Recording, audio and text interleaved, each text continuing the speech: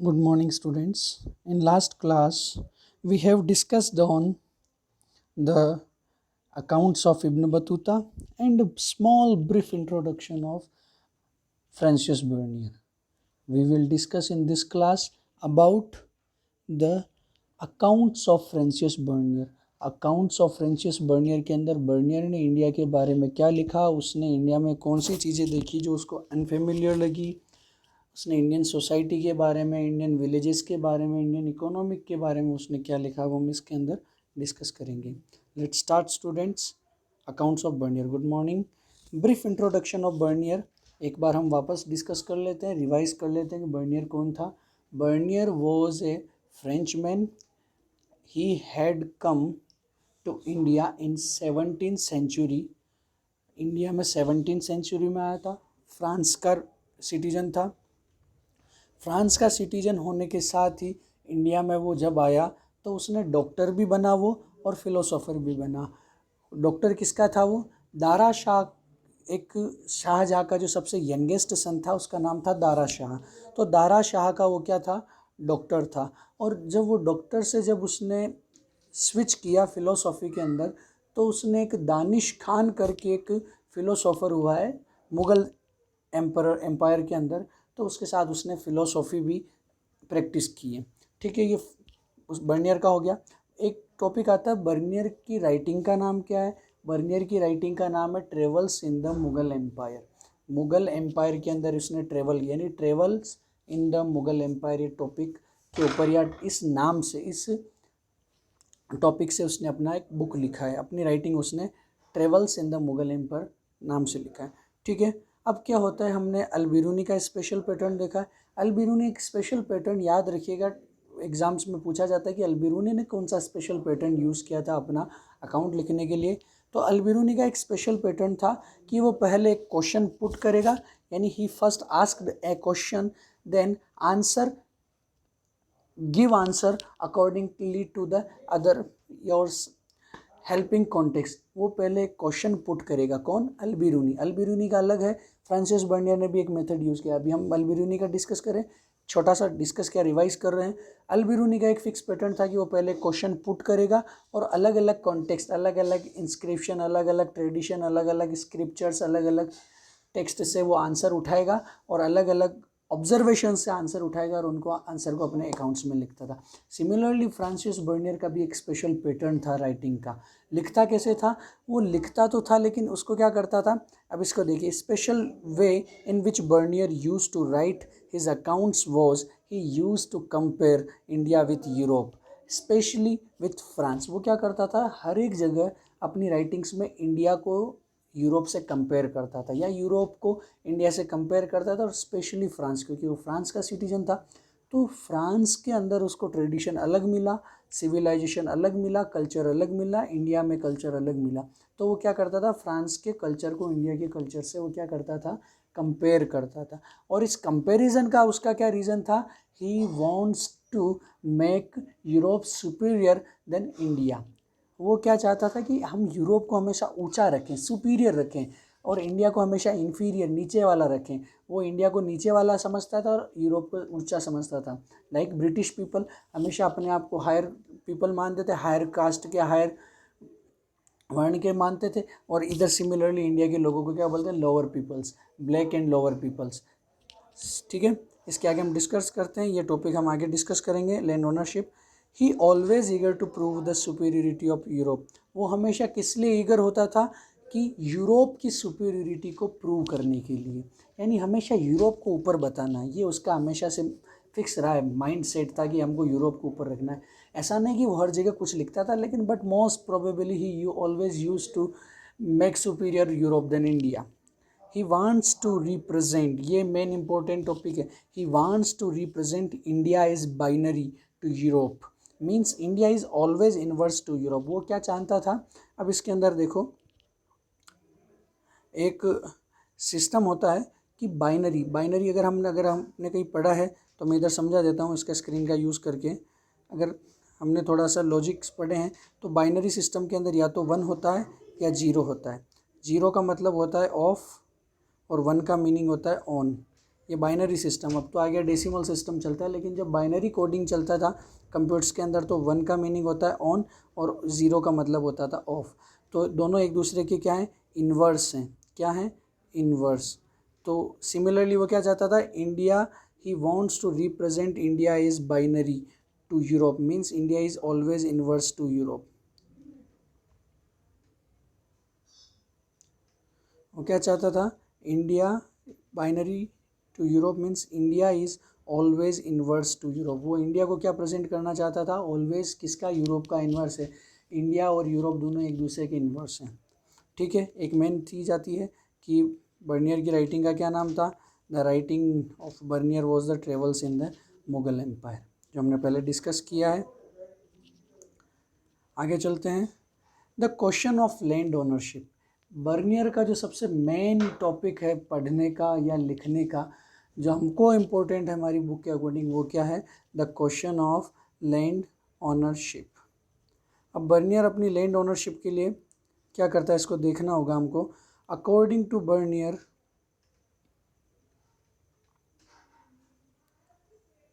according to Bernier's writing, we found that India has a different system of land ownership from Europe. उसने क्या बोला कि Bernier के according writing, we found that India has a different system of land ownership from Europe.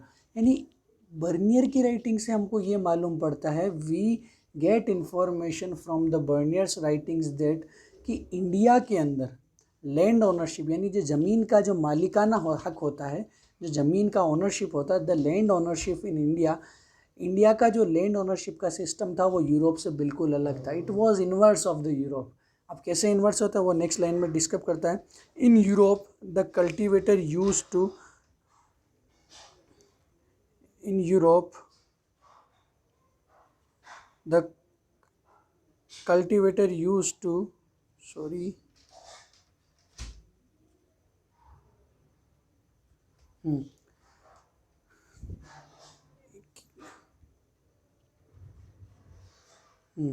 in Europe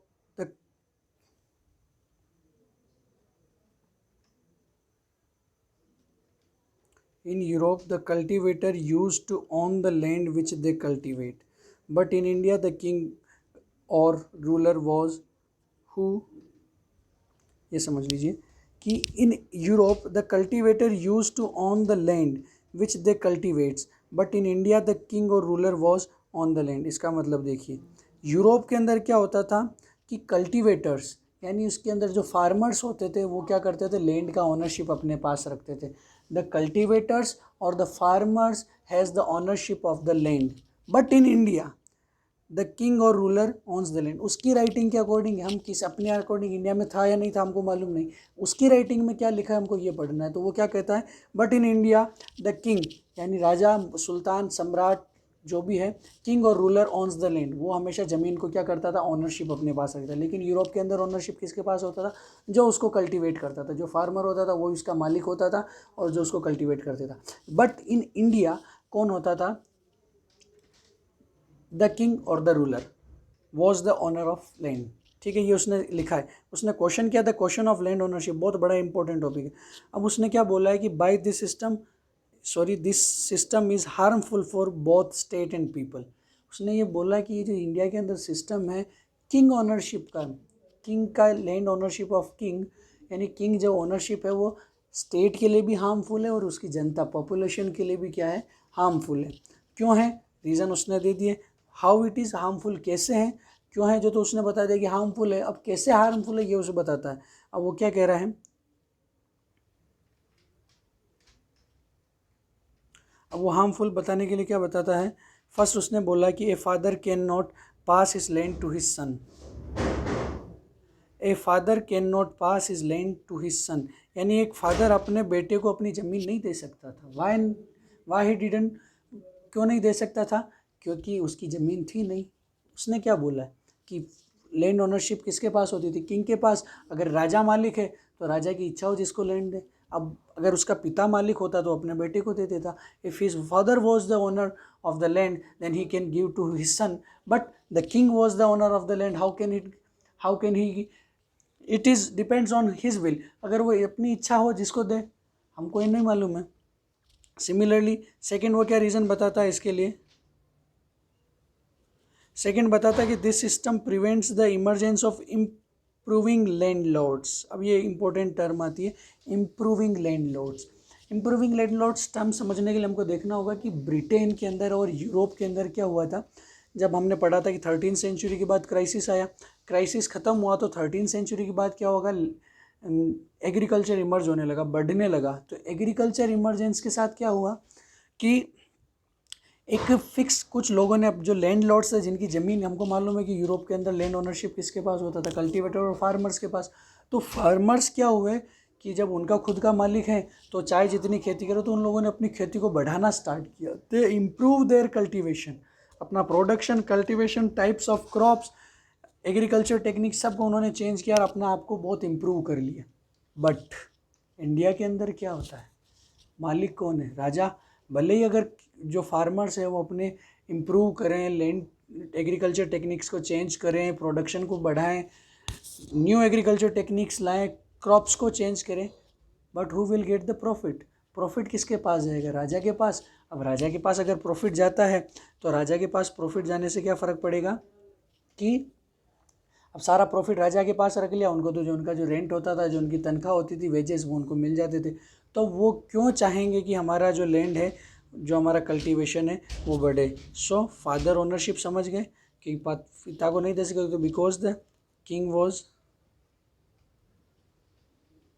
honour, so अपने बेटे को उसकी इच्छा हो जिसको दे सकता था। एंड इम्प्रूविंग लैंडलॉर्ड्स कहाँ होते थे, ये ध्यान रखना। ब्रिटेन, यूरोप के अंदर एक नया कैटेगरी बना था, यूरोपियन कैटेगरी लैंडलॉर्ड्स का। लेकिन इंडिया के अंदर क्या होता था, प्रॉफिट गोज टू किंग।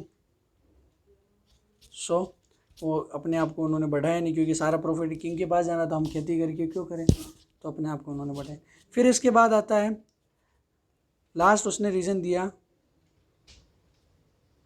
कि ruination of agriculture, excessive operation to peasantry. दो मेन इंपॉर्टेंट उसने दिए कि उसने सारी की सारी खेती को ख़राब कर दिया। राजा मालिक है, जिसको चाहे जब दे रहा है, तो सारी की सारी खेती क्या हो गई, ख़राब हो गई, रूइन, बिल्कुल रूइन हो गई, ख़त्म कर दी, उसने बिगाड़ दिया।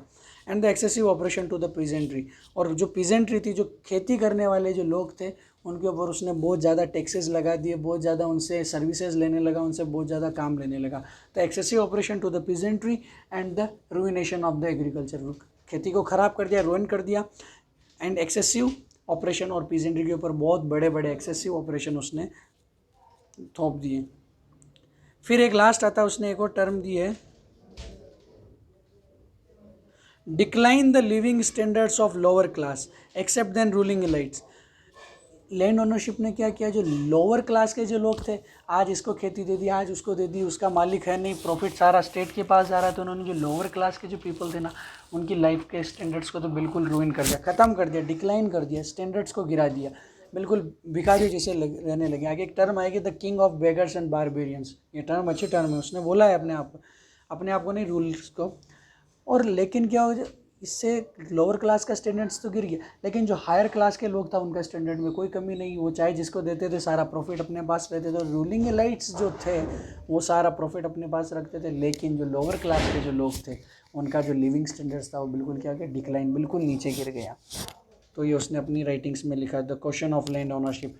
क्या लिखा है लैंड ओनरशिप में, इंडिया के अंदर लैंड ओनरशिप किंग के पास होता है, यूरोप में कल्टीवेटर्स के पास होता है। ये स्टेट और पीपल दोनों के लिए हार्मफुल है, हार्मफुल क्यों है, कैसे है, उसने डिफाइन कर दिया है। अगला टॉपिक आता है सोसाइटी। उसने सोसाइटी के बारे में भी कुछ लिखा। He mention the society was a group of poor class people ruled by a minority, a very rich and powerful ruling class. उसने क्या लिखा है, इंडियन सोसाइटी क्या है, एक बहुत बड़े, एक ग्रुप है जिसके अंदर बहुत ज़्यादा, यानी 90% of the people were the poor people. 90% जो लोग हैं उसके गरीब लोग हैं, पुअर पीपल्स हैं उस ग्रुप के, और जो बचे हुए 10% है वो उनको क्या करते हैं, रूलिंग करते हैं। He mention the society was a group of poor class people. Society क्या है, group of poor class people, poor class people का ग्रुप है, जिसको रूल करने वाले कौन है, एक माइनॉरिटी, एक बहुत छोटा सा ग्रुप है बड़े अमीर और पावरफुल लोगों का, जिसके अंदर नोबल्स आ गए और नाइट्स आ गए। इनको हम अगर रोमन एम्पायर के कॉन्टेक्स्ट में लें तो रोमन्स नोबल्स एंड नाइट्स आ गए तो उनको रूल करते थे। एक टर्म वो लेता है किंग्स और king of beggars and barbarians. उसने क्या बोला है, इंडिया का जो रूलर है वो क्या है, भिखारी और क्रूअल लोगों का, बिल्कुल इसको क्रूअल को हिंदी में बोले तो बिल्कुल अत्याचारी राजा का क्या है, राजा है वो। उसने क्या बोला, the king of beggars and barbarians. उसने बोला कि अत्याचारी लोग और भूखे और भिखमंगे लोगों का राजा है इंडिया का राजा। टर्म सुनना, he mention that the king of India was the ruler of और the king of beggars and barbarians. उसने बोला कि इंडिया का राजा भूखे भूखे और अत्याचारी लोगों का राजा है। उसने क्यों बोला है, और उसने क्या बोला, ही स्टेटेड दैट द सिटीज़, उसने बोला है कि इंडियन जो सिटीज़ है वो क्या है, बिल्कुल भरी हुई है। किससे भरी हुई है, इल एयर, बिल्कुल बीमारी से भरी हुई, हवाओं से भरी, यानी उनकी गंदी बदबूदार हवा आती है इंडिया की सिटीज़ के अंदर। और उसने क्या बोला है, और ओवर स्प्रेड विथ बुशेज़, और इसकी जो सड़कें हैं, the roads of the Indian cities are full of bushes, यानी कि पूरी दलदल से भरी हुई सड़कें हैं इंडिया के अंदर। What did he mention, the king of India का राजा भिखमंगे और अत्याचारी लोगों का राजा, the king of beggars and barbarians, and the he stated the cities are with ill air, और यहाँ की जो हवाएं हैं, दीज आर द बिल्कुल स्मेलिंग, बिल्कुल खराब बदबूदार हवाओं से भरा हुआ यहाँ का इंडियन सिटीज़ है। And over spread with the bushes, यानी यहाँ की जो रोड्स हैं दलदल, बिल्कुल कीचड़ से भरी हुई सड़कें। अब उसने इतना इंडिया का मेंशन किया है, लेकिन उसने क्यों कहा है ऐसा, एक ही रीज़न दिया उसने, लैंड ओनरशिप की। इंडिया के अंदर लैंड ओनरशिप किसके पास होता है, राजा के पास होता है। और राजा के पास होने से इसका मीनिंग क्या होता है कि उसके एग्रीकल्चर खराब, सब कुछ खराब, तो इंडिया के लोगों की हालत ऐसी है। क्यों, क्योंकि इंडिया के लोग भिखारी लोग हो चुके हैं, उनके पास पैसा नहीं रहा है। अब भिखारी हो गए तो रोटी पाने के लिए क्या करेंगे, एक दूसरे पर अटैक करेंगे, तो अत्याचारी लोग हो गए। सिमिलरली वहाँ पर एयर इतना अच्छा नहीं, क्योंकि कल्टीवेशन हो नहीं रहा है, तो एग्रीकल्चर नहीं होने से क्या है, वहाँ का एयर अच्छा नहीं। और सड़कें कीचड़ से भरी हुई, इसका मतलब राजा अच्छा नहीं है, सड़कें कीचड़ से भरी हुई। उसने इंडिया के बारे में ऐसा बोला है।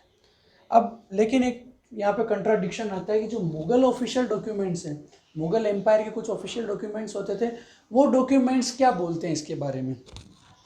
But in the Mughal official documents कभी भी यह नहीं कहा गया है कि राजा लैंड का ऑनर होगा। But in the Mughal official documents never stated that the state was the owner of land. उसने कभी नहीं बोला ऑफिशियल डॉक्यूमेंट्स में कि उसने, यानी मुगल एम्पायर ने कभी भी अपने ऑफिशियल डॉक्यूमेंट में नहीं बोला कि राजा हमेशा क्या होगा, ज़मीन का मालिक होगा। वो क्या कहते थे, ये जो आप हमको जो अब आप क्वेश्चन पूछते हैं सर, जो टैक्स रेवेन्यू जाता था, जो टैक्स कलेक्शन होता था एग्रीकल्चर से, जो लैंड का टैक्स कलेक्शन होता था, प्रोडक्शन का टैक्स कलेक्शन होता था, तो वो किसके पास जाता था, वो भी तो राजा के पास जाता था। इसका मतलब सारा जो हो रहा है वो किसके पास जा रहा है, राजा के पास जा रहा है। लेकिन एक टर्म आती जिसका नाम अबुल फजल, अबुल फजल का चैप्टर हम लास्ट 5th चैप्टर में पढ़ेंगे इस बुक में। वो अपनी आईन अकबरी में क्या कहता है कि अबुल फजल कहता है कि ये जो टैक्स कलेक्शन हमको मिल रहा है वो क्या है, द रिमनरेशन, क्या बोला उसने, द रिमनरेशन ऑफ सॉवरेनिटी। उसने क्या बोला है, the land revenue was the remuneration of sovereignty, यानी हम जो यहाँ पर रूलिंग कर रहे हैं, आपको राजा बना, राज दिया हमने, राज्य में रहने के लिए दिया, उसके लिए हमको कुछ तनख्वाह मिलनी चाहिए। ये लैंड का जो टैक्स कलेक्शन है वो क्या है, वही तनख्वाह है। बस उसने ये बोला, ठीक है। और शायद ऐसा भी हो सकता है, वो बोलता है कि European travellers found land revenue as a rent of land, यानी क्योंकि लैंड रेवेन्यू बहुत ज़्यादा होता था, कभी कभी 1/2 होता था, कभी 1/3 होता था टोटल प्रोडक्शन का, कभी कभी 2/3 भी होता था, यानी 66%, कभी 70% भी होता था। तो उन्होंने सोचा कि इतना ज़्यादा टैक्स कलेक्शन हो रहा है, इसका मतलब ये क्या करें, ज़मीन किराए पे देते हैं और बचा हुआ 30% उनसे अपनी तनख्वाह दे देते हैं किसानों को, फार्मर्स को अपना वेजेस मिल जाता है, बचा हुआ पैसा अपना किराए का ले लेते हैं। नहीं, लेकिन हमेशा क्या होता था, लैंड रेवेन्यू क्या है, उनका रिमनरेशन ऑफ सॉवरेनिटी, यानी हम राज्य कर रहे हैं इसलिए राजा को तनख्वाह मिलती है, और वो लैंड जो टैक्स कलेक्शन होता था उससे मिलती थी। खूब सारे यूरोपियन ट्रेवलर्स ने यही समझा है कि इंडिया के अंदर जो टैक्स कलेक्शन होता है वो रेंट ऑफ लैंड है। ठीक है, आगे चलते हैं। एक आता है कि जब ये थ्योरी उसने दी है द लैंड ओनरशिप का थ्योरी, उससे दो और छोटे छोटे स्मॉल थ्योरीज बन के आ गई है, दो कॉन्सेप्ट बन के आए हैं इसके अंदर। फर्स्ट है द मॉन्टेस्क्यूज ओरिएंटल डेस्पोटिज्म। अब मॉन्टेस्क्यूज ओरिएंटल डेस्पोटिज्म, इसका मीनिंग क्या होता है? पहले हमको एक वर्ड आता है ओरिएंटल, ओरिएंटल को हमको समझना होगा। What do you mean by oriental? Oriental का मीनिंग होता है, हिंदी में इसको प्राच्यवाद बोलते हैं, यानी जो ईस्टर्न कंट्रीज, क्योंकि जो फ्रांसिस बर्नियर था, ये यूरोप है, वो यूरोप के ईस्ट के अंदर पड़ता है अपना इंडिया, तो वो इंडिया को ईस्टर्न कंट्रीज़ बोलते थे। और ईस्टर्न कंट्रीज़ के अंदर जो कल्चर चलता था उसको बोला है ओरिएंटलिज्म। क्या बोला है? ओरिएंटलिज्म। इंडिया के अंदर जो ईस्टर्न कल्चर था उसको बोला है ओरिएंटलिज्म। ओरिएंटलिज्म। तो ओरिएंटलिज्म एक, फिर ये तो समझ गए ओरिएंटलिज्म क्या है। एक नया वर्ड आता है डेस्पोटिज्म। ओरिएंटल डेस्पोटिज्म का मीनिंग होता है, इसको समझ लीजिए, इसको भी समझा देता हूँ। ओरिएंटल डेस्पोटिज्म का मीनिंग क्या है, इसके पहले हम जान लेते हैं who was the Montesquieu. Montesquieu का क्वेश्चन आ चुका है एग्जाम के अंदर, 12th बोर्ड 2017 के अंदर का था कि मॉन्टेस्क्यूज ओरिएंटल डेस्पोटिज्म के बारे में उसके क्या थिंकिंग्स थी, उसके क्या थॉट्स थे लिखने। पहले ध्यान रख लिया, मॉन्टेस्क्यू क्या था? एक फ्रेंच फिलोसोफर था। फ्रांसिस बर्नियर भी क्या था? फ्रेंच फिलोसोफर था, दोनों सिमिलर है। अब वो फ्रेंच फिलोसोफर था और उसने एक नया अपना कॉन्सेप्ट दिया जिसको बोला ओरिएंटल डेस्पोटिज्म। क्या बोलता है ओरिएंटल डेस्पोटिज्म के अंदर? कि according to him the rulers of Asia, east और ओरिएंट एंजॉयड एब्सोल्यूट अथॉरिटी। क्या बोला है उसने? कि इंडिया के अंदर जो है रूलर्स ऑफ इंडिया, एशिया और ओरिएंट एंजॉयड एब्सोल्यूट अथॉरिटी, यानी इंडिया के अंदर सबको मालूम है कि जो रूलर्स होते थे उनके पास सबसे बड़ी ताकत होती है, यानी राजा सबसे बड़ा है। सुप्रीम और एब्सोल्यूट अथॉरिटी किसके पास होती थी? राजा के पास। द राजा और the king holds the absolute authority in his hand. सबसे बड़ा जो जज होगा वो भी राजा है, जो सब कुछ डिसीजन लेगा वो भी राजा है। इसका मतलब सबसे बड़ा एब्सोल्यूट अथॉरिटी जो हो गया है वो कौन था? किंग था। ये ओरिएंटल डेस्पोटिज्म के अकॉर्डिंग जो कॉन्सेप्ट है वो समझा रहा हूँ। ओरिएंटल डेस्पोटिज्म मॉन्टेस्क्यू ने दिया था और इस फ्रेंच फिलोसोफर था मॉन्टेस्क्यू, ने एक अपना कॉन्सेप्ट दिया ओरिएंटल डेस्पोटिज्म। ओरिएंटल का मीनिंग ईस्टर्न कंट्रीज़ के अंदर जो कल्चर होता था उसको बोला है ओरिएंटलिज्म। और ओरिएंटल डेस्पोटिज्म का मीनिंग है कि जो ओरिएंट में रहने वाले जो किंग्स थे, ओरिएंट में रहने वाले जो किंग्स थे, रूलर्स थे, वो अपनी एब्सोल्यूट अथॉरिटी को एंजॉय करते थे कि हमारे पास सब कुछ है, हम चाहें तो इसको मार सकते हैं, चाहे तो इसको बचा सकते हैं, हम चाहे जितना टैक्स लगा सकते हैं, हम चाहे जिसके जात ये कर सकते हैं। क्यों? क्योंकि उनके पास क्या था? Absolute authority. सेकंड क्या कहता है एब्सोल्यूट अथॉरिटी के टर्म्स के अंदर? They kept their population in poverty and subjugate them. उसने क्या बोला है कि उन्होंने अपनी जो टोटल जो पॉपुलेशन थी उसको किस में रखा? गरीबी में रखा। They kept their population in poverty and subjugate them. और सब्जुकेट देम का मीनिंग क्या हो गया? कि उन्होंने अपनी पूरी की पूरी पॉपुलेशन को बिल्कुल दबा के रखा है, निम्न ऐसे बिल्कुल नीचे की ओर रखा कि तुम लोग नीचे रहो, हम लोग एब्सोल्यूट लोग हैं, सुपीरियर लोग हैं, तुम सुप्रीम लोग हैं। सुपीरियर नहीं, the superlative degree, not the comparative degree.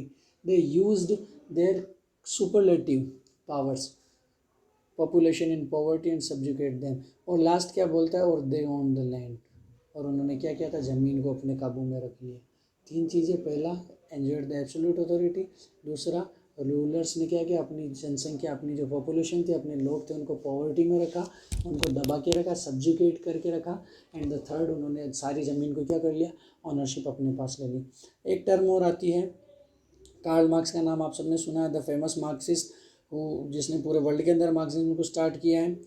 उसने इंडिया के अंदर क्या बोला कि इंडिया के अंदर पहले जब ब्रिटिश लोग आए तो उन्होंने कॉलोनीज बनाई, उसको कॉलोनाइलाइजेशन बोलते हैं, कॉलोनलिज्म बोलते हैं। लेकिन उसके पहले क्या सरप्लस किसके पास जाता था? जब वो नहीं थे तो स्टेट के पास, राजा के पास जाता था, जो फूड से जो एक्स्ट्रा जो होता था। यानी कि जितना लोगों ने अपनी आवश्यकता यानी अपनी नेसेसिटी के अनुसार उनको मिल गया, तो बचा हुआ है नहीं है तो भी राजा के पास जाएगा। जितना बचा है सब कुछ राजा के पास। ऐसा नहीं कि अगले साल के लिए या बेचने के लिए, नहीं, जो है जो सब किसके पास? राजा के पास जाएगा।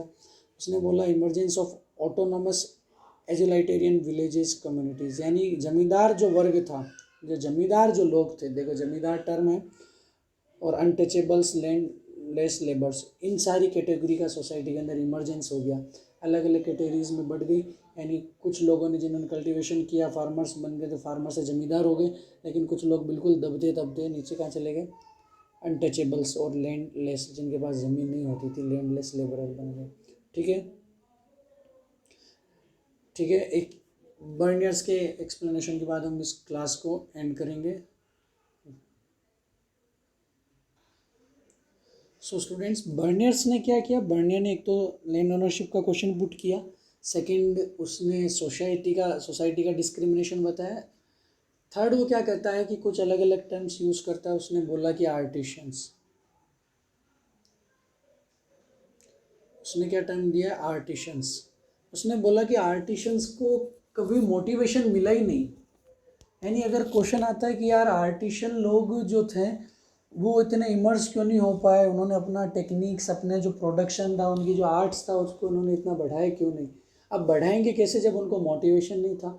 मोटिवेशन के साथ उनको कुछ इंसेंटिव मिलना चाहिए। जैसे होता है ना किसी को कि टिप देते हम, थोड़ा इंसेंटिव होता है कि तो थोड़ा मोटिवेट होकर और अच्छे से अच्छा काम बनाए, तो उनको कभी इंसेंटिव मिलता नहीं था। एक तो उनको क्या नहीं मिलता, had no incentive to improve the quality of their making.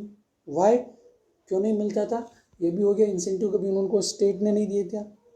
हमेशा ध्यान रखना, आर्टिशंस सेल्फ भी काम करते थे और स्टेट के लिए भी काम करते थे, बट द आर्टिशन के ऊपर 90% आर्टिशंस के ऊपर किसका कंट्रोल होता था, स्टेट का।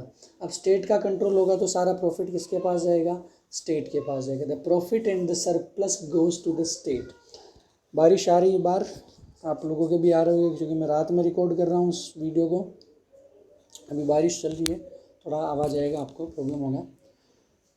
Had no incentive to improve the quality of their makings. और उनको कभी, क्योंकि सारा प्रॉफिट तो उनके पास चला गया, अब उनके पास कोई मोटिवेशन नहीं है। वो क्या कहेंगे, यार हमको पैसा तो, हम बनवारी चीज़ें, हमको हमारा केवल तनख्वाह मिल जाता है, हमने इतना सुंदर चीज़ बनाया, उसका कुछ इंसेंटिव, कुछ पैसा नहीं मिला था कि हम और मोटिवेट हो सके, कुछ टिप मिलना चाहिए, कभी मिला नहीं। तो उससे क्या हो गया, आर्टिशन का जो कैटेगरी था वो बिल्कुल इमर्ज नहीं हुआ पाया, बढ़ नहीं पाया और धीरे धीरे डिक्लाइन हो गया। सेकंड, उसने एक टर्म लिया केम टाउन्स। ये क्वेश्चन इंपॉर्टेंट होता है कि बर्नियर जो होता है वो क्या करता है, मुगल सिटीज़ को केम टाउन के लिए क्या मानता है। Bernier describe the Mughal cities as camp towns. वो क्या करता है, अपने जो मुगल जो सिटीज़ हैं उनको केम टाउन मानता है। केम टाउन मानने का रीज़न क्या है, क्वेश्चन आता है, why Bernier describe Mughal cities as camp towns. उसका रीज़न्स क्या है कि इसका रीज़न एक ही कहता है, because he found that these towns were dependent on imperial camp for their existence and the royal camp always changing. अब क्या होता था, उसने रीज़न ऐसा दिया है, लिखा है कि कैंप टाउन्स है, यानी तो कैंप लगते रहते हैं अलग अलग जगह से, अलग अलग कैंप टाउन्स का मीनिंग है। अब इसका रीज़न उसने दिया है कि जो इंडियन सिटीज़ है वो हमेशा किस पर डिपेंडेंट रहती थी, रॉयल इम्पीरियल सिटीज़ के ऊपर।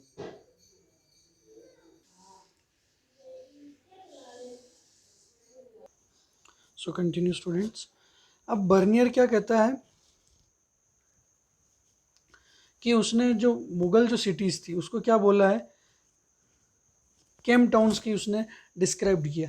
अब केम टाउन डिस्क्राइब करने का रीज़न क्या था कि क्योंकि हमको मालूम है कि जो रॉयल सिटीज़ या मोस्ट जो पावरफुल सिटीज़ थी, लाइक आगरा, दिल्ली, लाहौर, गुजरात के अंदर कच्छ वाला जो एरिया है, लखनऊ वाला एरिया हो गया है, और अपर साइड के अंदर कश्मीर हो गया है, डेक्कन के अंदर देवगिरी, खूब सारे दौलताबाद, ये सारी जो चीज़ें हैं, विजयनगर की खूब सारी सिटीज़ हो गई, हम्पी हो गया, ये सब सिटीज़ इंपॉर्टेंट थी। लेकिन अब इनको क्या होना था, डिपेंड रहना पड़ता था किसके ऊपर, इंपीरियल सिटीज़ के, मुगल सिटीज़, इंपीरियल जो रॉयल्स कैपिटल होती थी उसके ऊपर। अब क्या इसका क्या मीनिंग है, अब कैंप टाउन्स का मतलब कि कैंप एक जगह से दूसरी जगह लगते रहते हैं, तो उसने कैंप टाउन्स का उसको क्यों डेफिनेशन दिया, यानी कैंप होते हैं तो वो क्या करते हैं, एक जगह से दूसरी जगह चेंज होते थे। सिमिलरली जो सिटीज़ है वो एक जगह से दूसरी जगह चेंज होती रहती थी, कभी दिल्ली पावरफुल हो गया, कभी लाहौर हो गया, कभी आगरा हो गया। तो ये सब अपनी अपनी डिपेंडेंसी किस पर रखते थे, रॉयल सिटीज़ के ऊपर। तो इंपीरियल जो होते थे वो चेंज होते रहते थे कैपिटल्स, तो इनके भी जो टाउन्स हैं वो चेंज होते रहते थे। ठीक है, उसने खूब सारे टाउन्स का मेंशन किया, मैन्युफैक्चरिंग टाउन्स, ट्रेडिंग टाउन्स, पिलग्रिमेजेस यानी अलग अलग तीर्थ यात्राएं, ट्रेडिंग अलग अलग जगह से ट्रेड होता था, मैन्युफैक्चरिंग यहाँ पर मैन्युफैक्चरिंग होती थी, और मैनी अदर। ठीक है, एक उसने दो टर्म यूज़ लिए, महाजन। महाजन कौन होते थे? अभी भी ये होते हैं, एक कम्युनिटी होती है मर्चेंट्स की, उनको क्या बोला है? महाजन, जिनको बनिए हम बोलते हैं, वही महाजन का कम्युनिटी है। एंड द सेठ, जो कम्युनिटी है महाजन कम्युनिटी, उनका जो हेड होता था, head of the mahajanas is called the सेठ।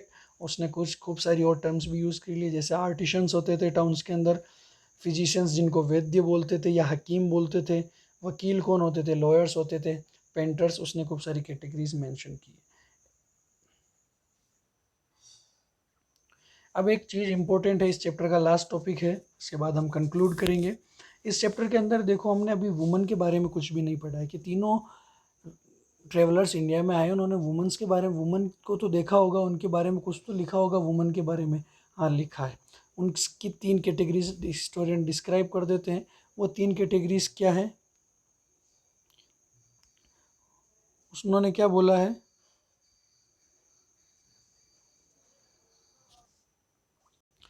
तो उन्होंने वुमन के बारे में बोला है, उन्होंने वुमन की तीन कैटेगरीज डिस्क्राइब कर दी है। तीन कैटेगरीज में उन्होंने डिवाइड किया। वो तीन कैटेगरीज क्या है? पहला उन्होंने क्या कहा? Woman as slaves, woman as sati और वुमन एज लेबरर। उन्होंने इंडिया के अंदर तीन कैटेगरी बनाई थी वुमेंस के लिए, स्लेव्स, सती और लेबरर। उन्होंने बोला कि वुमेंस जो होती थी वो स्लेव्स के लिए भी काम आती, यानी वुमन भी कभी कभी दास बनती थी, हमेशा होती। सबने देखी है दासियाँ सोसाइटी के अंदर। पहले जो दास जो ट्रेडिशन था वो चलता था, स्लेव ट्रेडिशन। तो वुमेंस को कैसे लेते थे वो, कैसे उनको वुमन मिलती थी एज ए स्लेव्स? तो कभी मार्केट लगता था, जैसा इब्न बतूता ने बोला कि वहाँ पर स्लेव्स में मैन और male and females are available as were available as slaves. तो कुछ लोग मार्केट से उनको ख़रीद लेते थे। कुछ लोग क्या करते थे, वॉर्स बैटल्स होती थी, तो जो दूसरा जो किंग होता था, दूसरा जो रूलिंग होता था या दूसरा जो स्टेट होता था, वहाँ पर जाते थे, वहाँ पर अटैक किया और जीत गए। तो वहाँ से जीतने के बाद जो वहाँ से गोल्ड सिल्वर जो मनी होता था वो ले आते थे, साथ में क्या करते थे, मेल और फीमेल को उठा के ले आते थे, उनको क्या बना देते थे? दास बना देते थे। तो वुमेंस कहाँ काम आती थी? स्लेव्स के अंदर काम आती थी। वुमन भी स्लेव बनती थी, और मोस्ट प्रोबेबली वुमेंस कहाँ स्लेव्स में कहाँ काम आएगी? घर पे डोमेस्टिक वर्क्स के लिए, झाड़ू पोछा, खाना बनाना और कपड़े बुनना, इनके अंदर weaving, spinning and cleaning of the houses and food production, इसके अंदर काम आती थी। ठीक है, वुमेन्स एज स्लेव्स होगी। दूसरा टॉपिक को बोलते हैं सती। सती ट्रेडिशन के अंदर क्या होता है? जब किसी भी फीमेल या वुमन का हस्बैंड की डेथ हो जाती है, तो उसके फनरल, यानी फायर जो फनरल होता है, जैसा हिंदू रिलीजन के अंदर होता है कि जलाते हैं, उसके जो कॉर्प्स होता है उसको जलाते हैं। तो उसको जलाने के साथ क्या होता है, उसकी जो वाइफ होती है वो भी उसके साथ क्या होती है? जिंदा जल जाती है। इसको बोलते हैं सती इस ट्रेडिशन। तो इंडिया के अंदर इब्न बतूता ने इस सती ट्रेडिशन का मेंशन किया, एक सोर्स बेस्ड पूरा है, उसका आप बुक से पढ़िएगा। उसने बोला है कि कुछ फीमेल्स या कुछ जो वाइफ्स होती थी, वो तो अपनी इच्छा से, खुद की विल से कहाँ बैठ जाती थी? पति की उसके ऊपर, चिता के ऊपर। और कुछ को जो अपर कास्ट के लोग लाइक ब्राह्मणास या हायर क्लास के जो पीपल होते, प्रेशराइज्ड करके उनको बोलते कि नहीं तुमको सती बनना है, सती बनना है। और कभी कभी खुद की इच्छा से भी बन जाती थी। तो उन्होंने सती के दूसरा क्या कैटेगरी बनाया? पहला तो स्लेव हो गया, दूसरा सती, और तीसरा क्या बोला है? लेबर। वुमेंस कहाँ काम करती थी? मर्चेंट्स के साथ, यानी उनके पतियों के साथ। कभी कभी ट्रेड के अंदर भी काम करती थी, मर्चेंटलिज्म में भी थी वो, बिजनेस के अंदर भी उनके साथ काम करती थी, और एग्रीकल्चर्स के अंदर भी अपने हस्बैंड्स या अपने फैमिली वालों को हेल्प करती थी। अभी भी करती है, खूब सारी फीमेल्स खेत पर जाती है, खेती करती है। सिमिलरली ट्रेडिशन उसने उन लोगों ने अपने राइटिंग्स के अंदर मेंशन की। सो स्टूडेंट्स, कुछ एनसीईआरटी के क्वेश्चन है, वो चैप्टर हमारा पूरा कंप्लीट होता है। यहाँ पर कुछ एनसीईआरटी क्वेश्चन है जो मैंने इसमें रखे हैं। अगर आपके पास बुक नहीं है तो आप इससे भी देख सकते हैं। Write a note on Kitab ul Hind. Kitab ul Hind क्या है? अल-बिरूनी की राइटिंग थी, अरेबियन लैंग्वेज के अंदर थी, 80 वॉल्यूम्स के अंदर है। उसने अलग अलग चीज़ों के बारे में लिखा है, मैंने सब डिस्क्राइब किया है पिछली क्लासों के अंदर। Compare and contrast the perspective from which Ibn Battuta and Bernier wrote their accounts of their travels in India. अलग अलग पर्सपेक्टिव, इब्न बतूता का पर्सपेक्टिव ट्रेडिशंस, कल्चर को देखना था, इंडियन सिटीज़ उसने देखा है, उसने पान कोकोनट को देखा है, उसने कम्युनिकेशन सिस्टम को देखा है। लेकिन बर्नियर क्या कहता है? उसने एग्रीकल्चर सिस्टम को देखा है, लैंड ओनरशिप को देखा है, सोशल डिस्क्रिमिनेशन को देखा है। ये इनके दोनों के अलग अलग पर्सपेक्टिव थे, इनको आपको लिखने हैं। थर्ड क्या है, discuss the picture of urban centres that emerge from Bernier's accounts. Urban centres जो बड़े हो गए थे बर्नियर के अकाउंट के अंदर, एक सोर्स बेस्ड क्वेश्चन है, उसके अंदर आपको एक सिटीज़ के बारे में मिलेगा। दौलताबाद करके सिटी है, उसका बर्नियर ने डिस्क्रिप्शन दिया है, उसको पढ़िएगा। Analyse the evidence of slavery provided by Ibn Battuta. अब इब्न बतूता ने भी स्लेवरी के बारे में कहा है, क्या स्लेवरी उस टाइम था?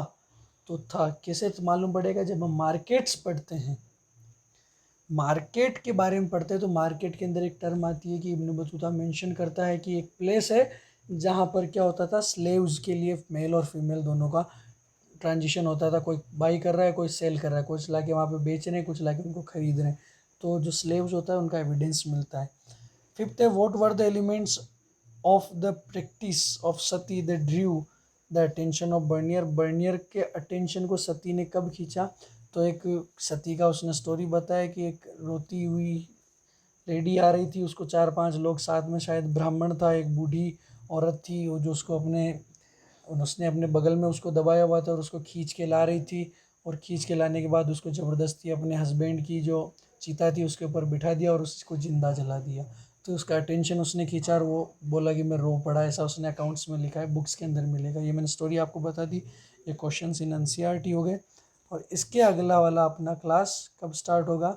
नेक्स्ट टॉपिक हमारा होगा इसी चैप्टर का सेकंड, इसी बुक का सेकंड चैप्टर है विजयनगर द हम्पी। विजयनगर एम्पायर के बारे में पढ़ेंगे। थोड़ा छोटा चैप्टर है। हम इन क्लासों के अंदर वही चीज़ें ले रहे हैं जो हमारे लिए कहाँ इम्पोर्टेंट आती है। जो ईजीएस्ट चैप्टर है उनको हम इसके अंदर ले रहे हैं ऑनलाइन क्लासेस के अंदर। जब हम स्कूल में मिलेंगे तब हम थोड़े टफ जो एनालिटिकल सब्जेक्ट्स हैं, एनालिटिकल टॉपिक्स हैं, उनको हम उस टाइम डिस्कस करेंगे। आप लोगों से यही रिक्वेस्ट है, घर पे रहना, स्टे सेफ, स्टे होम, ठीक है, बाहर मत निकलना। Thank you so much. We will meet in the next class on the Wednesday. Thank you so much.